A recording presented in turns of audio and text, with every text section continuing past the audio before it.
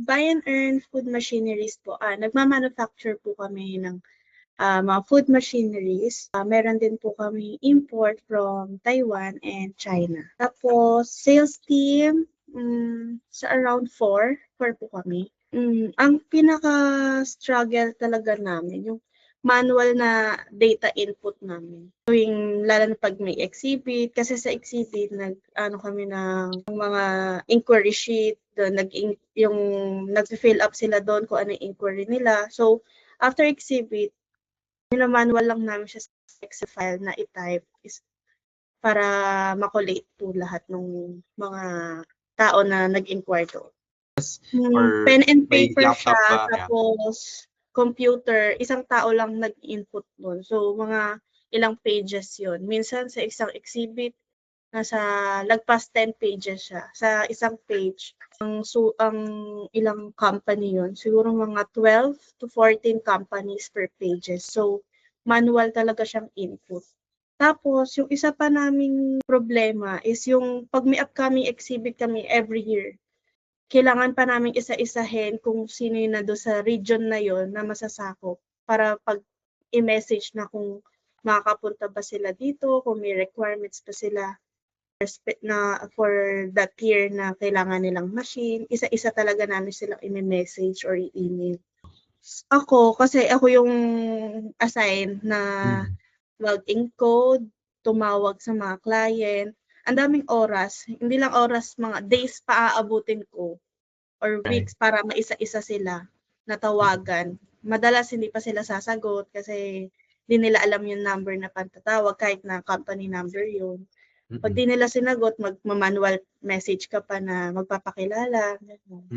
Ubus lang siya doon sa isang trabaho na yun na imbes na marami ka pang ibang nagawang trabaho sa araw na yun. Yun lang yung nagagawa. Sabi ko, pwede ba yun na isahan ko na lang sila may message, may email na Parang nagda-doubt po ako na kaya ba agad na ma-send lahat yun sa sa maraming client. Para mas mapadali nga yung trabaho talaga namin. Kasi mahirap yung ginagawa namin na isa-isa, tatawagan, iko-contact, i-email. Tapos yung may value, yung value na yun, may maitutulong din talaga dun sa business. For your business. Sa Facebook inquiries, hindi na kami nahirapan kasi ilang Facebook page siya. So lahat na ng messages, magkakasama na siya.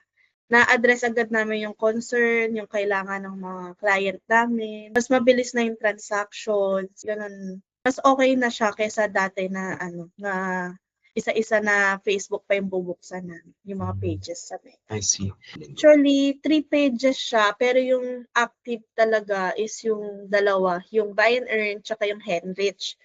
Sa Henrich, siguro ang mga inquiries per day nasa 10 to 15. Sa Buy and Earn is more on per day nasa 20s ang inquiries. Kasi doon kami kino-contact na mga existing namin.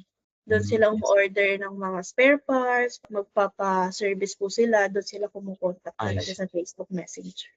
Siguro half day, mga 8 o'clock to 12, yun talaga yung kailangan mo tutukat i-manage para masagot lahat yung mga inquiries nila.